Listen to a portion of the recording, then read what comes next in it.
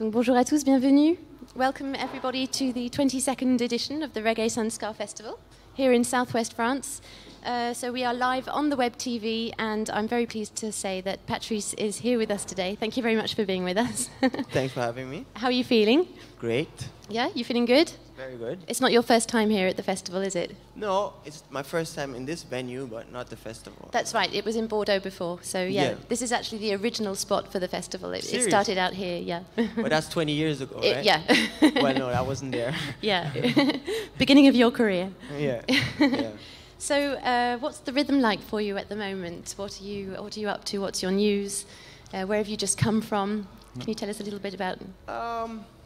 Okay, well, at the moment, I moved to Jamaica and I'm building a studio there. Fully self-sufficient studio, which is something I've always dreamt of. Okay. And other than that, working on a new album. It's pretty finished, actually. So you've actually moved to Jamaica. You're living there now? Yeah, I live there. Wow, yeah. How long have you been there for? If you don't mind, can I translate? Of course, yes, sorry. Du coup, son actu, il a récemment déménagé en Jamaïque. Et là, en ce moment, il travaille sur un album qui est quasiment fini. Il n'a pas encore dévoilé la date de sortie. Et il crée son propre studio. Et il crée son propre studio, merci. Very interesting. Okay, so how long have you been there for? When did you move? Probably a year. About a year, so it's a really new thing. Yeah, okay. I mean, I've always moved back and forth, but I never lived there. Yeah. Yeah. Okay, that's so interesting. And because I wanted to ask you, I've been following you on social media, and I've seen many stories of you in the studio in Jamaica, and I was thinking, is there a new album coming out, and why in Jamaica? And you've been in the Tough Gong studio as well? Yeah, Tough Gong Studios. I did a session with some legends, such as Horsemouth and Clive Hunt. And Clive Hunt is also my partner in the studio that we're building. Yeah. You name them, Dean Fraser. So we did a tape session, and Errol Brown was engineering. The sound engineer. Yeah. It was Bob Marley's sound engineer. Yeah, he's the guy who did the last albums like Uprising. He recorded and mixed that album, and he's the one. Okay. And basically, I was trying to do a tape session, which they hadn't done in like probably 20 years. So we had to rewire the studio actually in order to be able to do it. And we did it. Everyone hated me for it because Errol Brown comes from a phase where he's like, oh, I'm so glad that that's over. Yeah. And you bring it back. Yeah, I bring it back. Tu veux traduire? J'ai pas tout suivi, mais en gros, dans son studio, il a travaillé avec des légendes. J'ai plus tous les noms en tête. Ce qui est intéressant, c'est la façon dont ils ont enregistré dans ce studio, donc avec Errol Brown, qui est l'ingénieur du son de Bob Marley, et ils sont en train de un petit peu revenir en arrière sur des méthodes anciennes. Patrice disait qu'il lui en voulait presque pour ça, parce que c'est des méthodes vraiment qu'on a vues et revues et qu'on est content d'avoir laissées dans le passé. Et Patrice est revenu pour réexploiter ces méthodes à l'ancienne avec les cassettes. Et c'est super intéressant pour lui. Il a pu aller au Tough Gong Studio, le studio de Bob Marley, travailler avec l'ingénieur son, et il est en train de construire son propre studio. C'est really exciting. Oh yeah. New adventures. Yeah, it was very special, and now we're working on the songs a bit more everywhere. So is there a new album on the way? It's on the way, but I think it'll drop in early 2020. 220, okay. But I might put out some songs this year. Okay. Yeah. Some teasing songs. Yeah. Get us into the vibe. Yeah. Because the last studio album was 2016, if I'm not mistaken. It's a long time. Yes. Usually I take one, like I have never had this long a break, actually. Yeah. So could we explain that with the whole studio process in Jamaica and all of that project? Is that the reason why it's taken a bit more time? Because you had that other projects?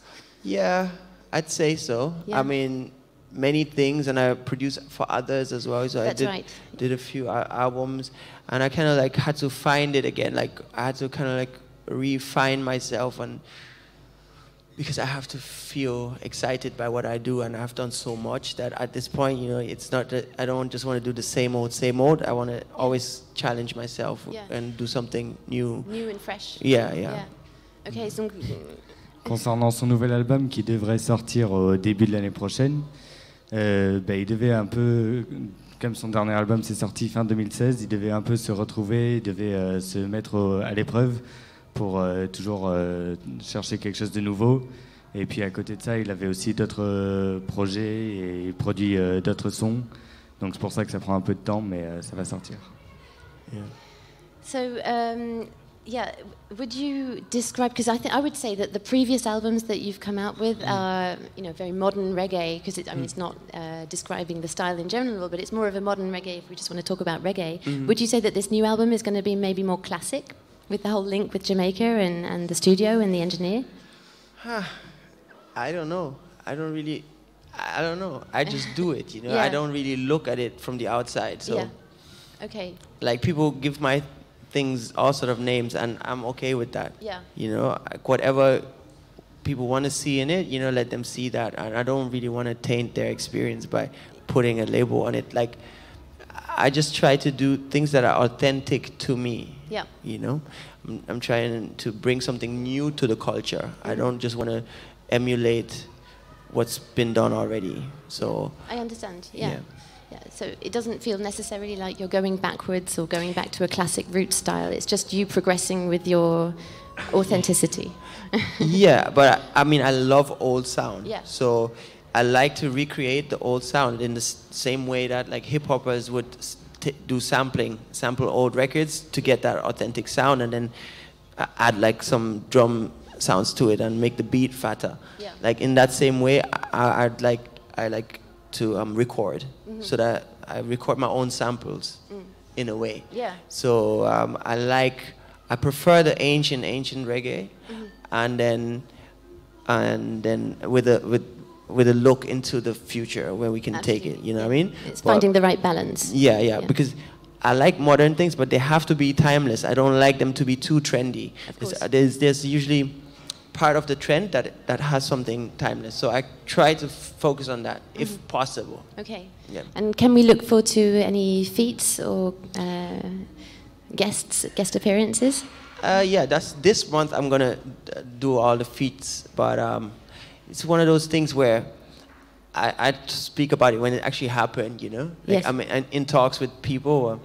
I've done songs before and they never came out. Yeah. Yeah. Yeah, Okay, because so we won't talk about it before it actually happens. Yeah. And are you doing any Je covers? peux résumer un peu. Je peux résumer peut-être. Bien sûr. Je t'en prie. Il y en avait beaucoup. J'étais un peu lâché. Bon. Je me souviens plus du début. C'était quoi la question? Juste au début. On parlait de... Ah oui, ses anciens albums et puis le renouveau, ouais. On parlait surtout du fait que le reggae qu'on est habitué à voir avec Patrice est assez moderne finalement. Et est-ce que cette expérience en Jamaïque avec le studio et avec Errol Brown, est-ce que c'était est-ce qu'on pourrait catégoriser ça un petit peu comme un retour au classique reggae? Et il disait que non, si c'était peut-être ressenti, c'était pas forcément voulu, que lui il faisait les choses naturellement et authentiquement, comme il les sentait, et puis qu'il voulait pas poser de nom dessus, d'étiquette. Oui. Pas de catégorisation pour Patrice, Ouais. which is a good thing. I mean, you're really, for me, you represent the modern artist because you've created this common ground between so many different artistic styles, so many different artistic, artistic fields. It's not just music. There's the film making, and there's you're in link with photographers and artists and dancers, and this is the future of art. Yeah, and humanity. And humanity, yeah. Yeah, because it's the same thing. It's just expression of the same thing in different ways. Mm. We all take from the same source. Il rapproche l'humanité avec l'art, quelque chose de total avec son rapport par rapport à la danse, par rapport à la vidéo, par rapport à l'image. Et il rassemble tout.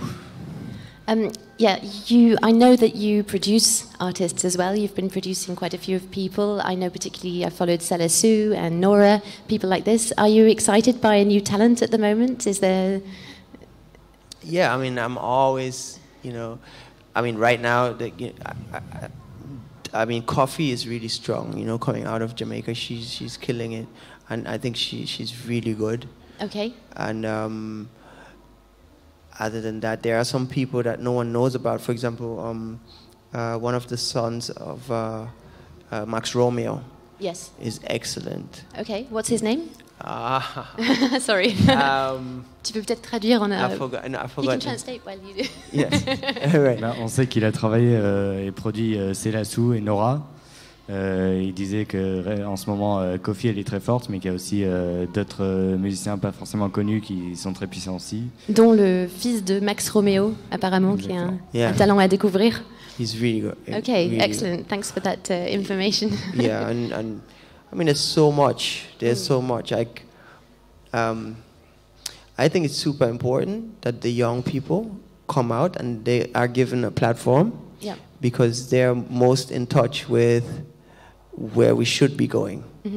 Because I think there was a time when we didn't grow so old as humans, where people that were hitting puberty were actually the people that were making the real decisions for society.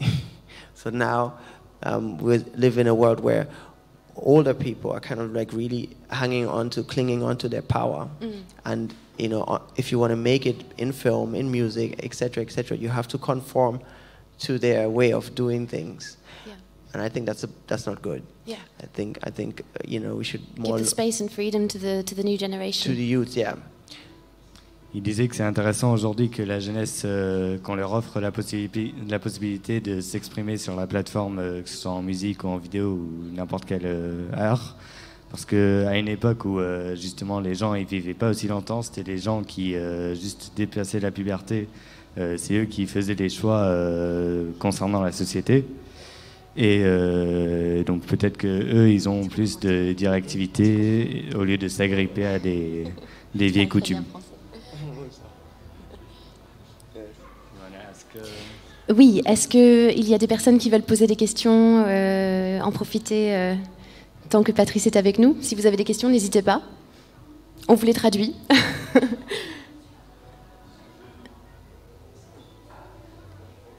On a quelqu'un ici?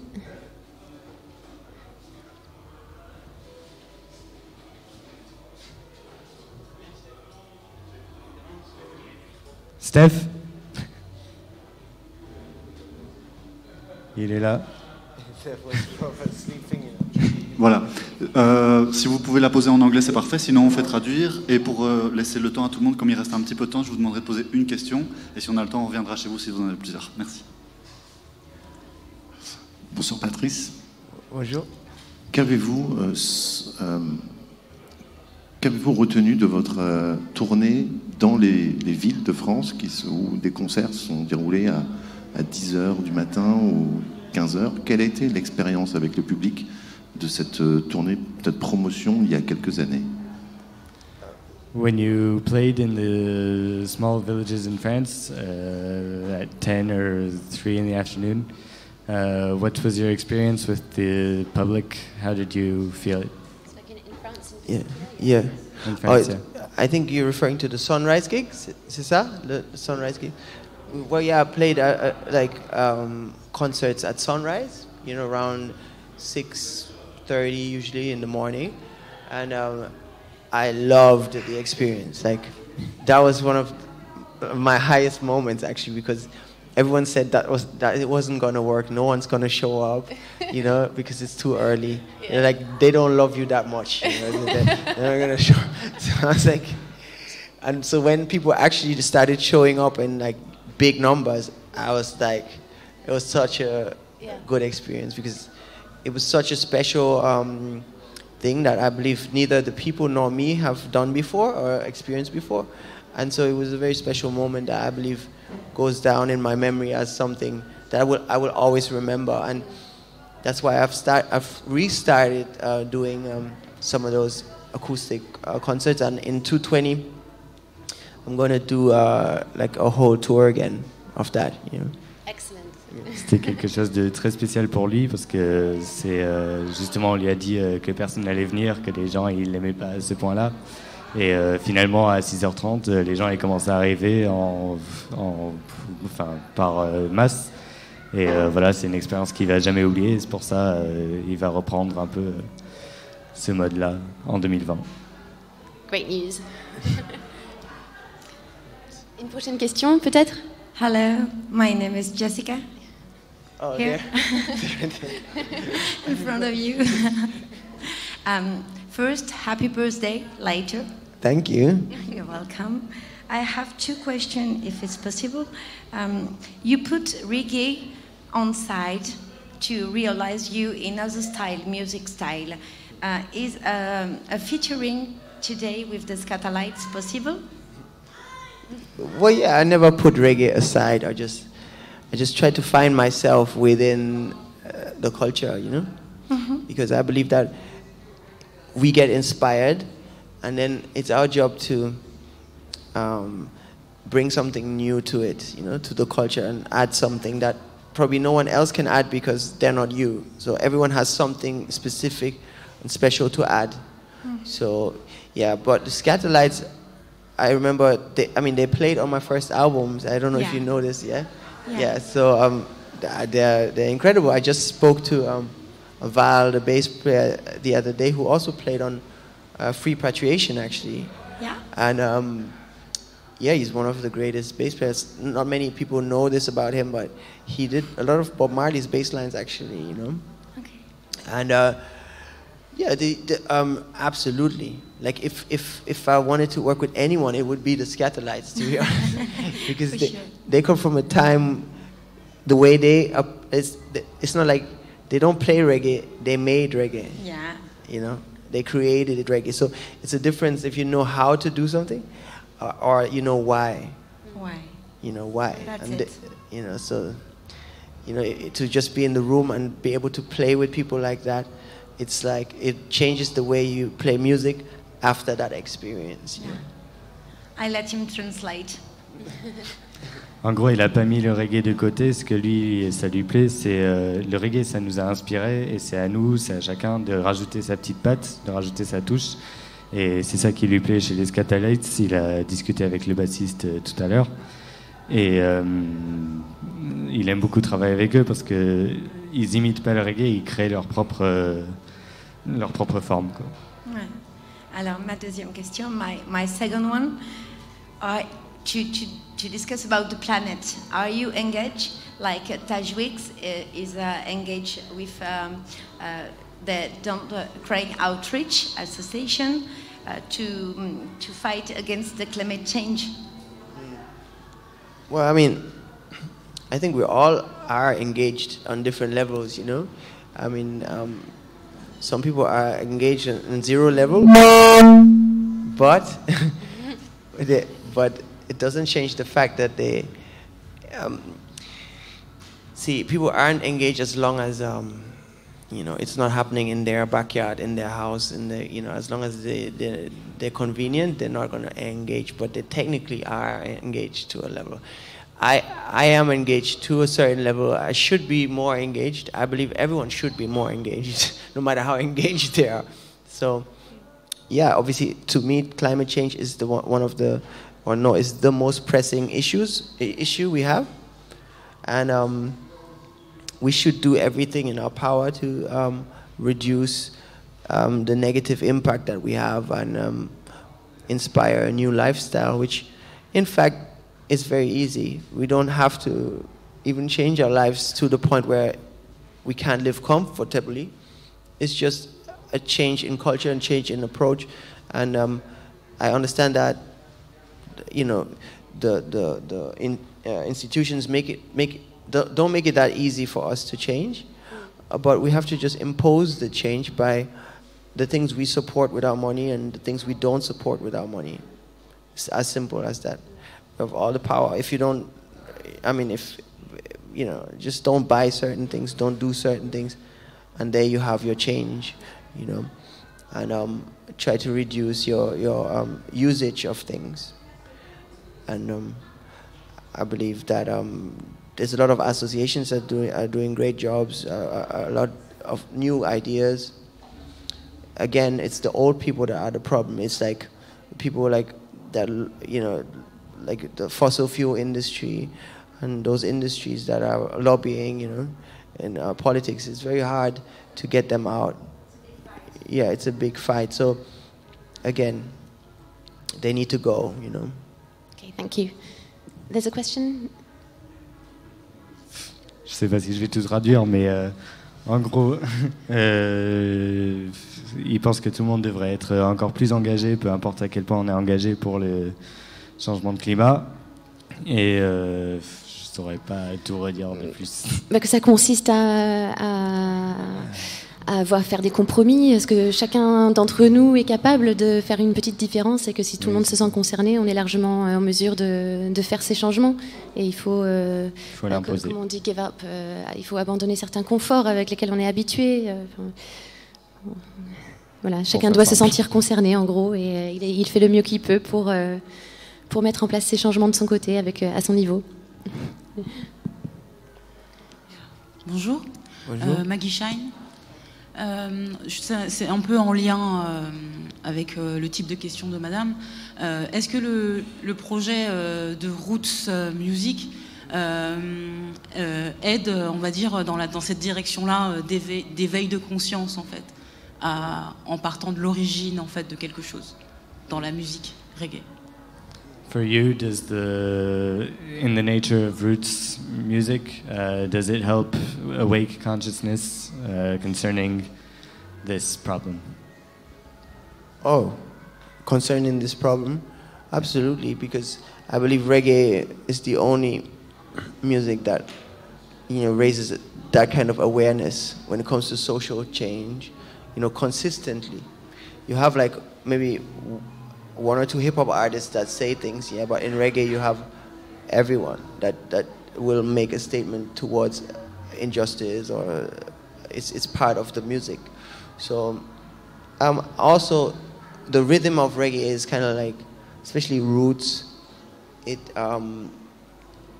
is so special because it kind of like, it has never been classified as world music like other music. Reggae always had its proper place in the mainstream for some reason.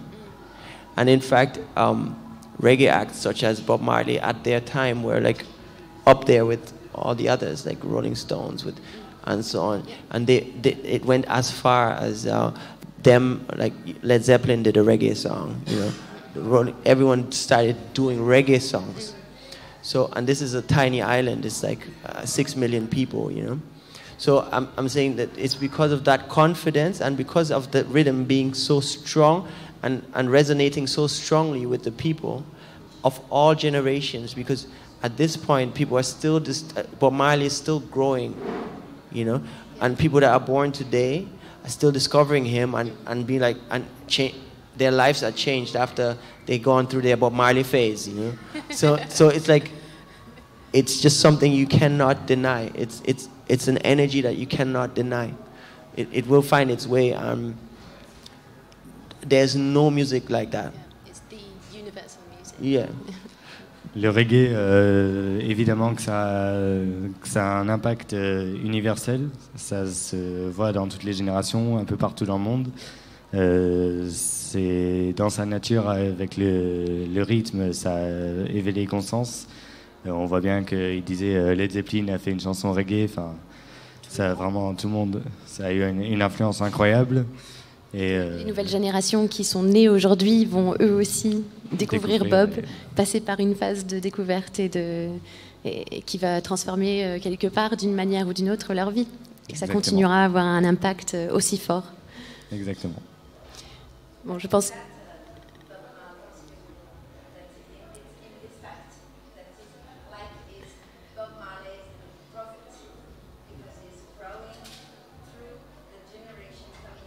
Yes. Désolée, mais je vais devoir couper court. Malheureusement, on arrive à la fin du temps de l'interview. Sorry, but we have to stop here. Actually, it's the end of the interview time. Maybe just une petite dernière question. Just one last question. You're playing in an hour. Yes, just like an hour and a quarter, something like this. Does it feel the same as it used to do 10 years ago, 20 years ago? Comment on se sent après 20 ans de carrière, une heure avant de monter sur scène? Est-ce que c'est le même stress? Est-ce que c'est le même... voilà, comment est-ce qu'on vit les choses une heure avant de monter sur scène? Parce qu'il va monter sur scène dans une heure. I just found out, you know. Yeah, donc c'est moi qui lui apprends, qui joue dans 1 heure. I'm sorry about that. Now that you told me. C'est bien ça, je me trompe pas. I mean. A little bit of pressure? No. Like, I actually do live, like, I really live in the moment. So I kind of like. I shouldn't have told you, I'm sorry. No. So what I'm saying is, like, I feel more comfortable on stage than during interviews. So. Oui, c'est plus à l'aise d'être sur scène que d'être en interview. Yeah, so because when I started music, it was to write it and to perform it, you know. All the other stuff came after. I was never, of course. You know, that's why some of my early interviews are incredibly bad. They're just like, people ask me questions and I'll be like, no. Or like, yeah. Tu veux traduire? Quand il a commencé la musique, c'était juste pour écrire et puis ensuite jouer. Tout le reste, la partie promo, c'est venu après. Et au début, ses interviews, on lui posait une question et il répondait ouais, non. Voilà. Okay, so enjoy your show in 1 hour's time. I hope you have a really good time. I know the Reggae Sun Ska are waiting for you. Thank and you. They really enjoy you every time you come. Thanks again for your time. Thank you. And hope to see you again sometime. Yes. And well done on your studio. I hope it all goes well in Jamaica, your Thank new you. life. Thank you. Merci beaucoup.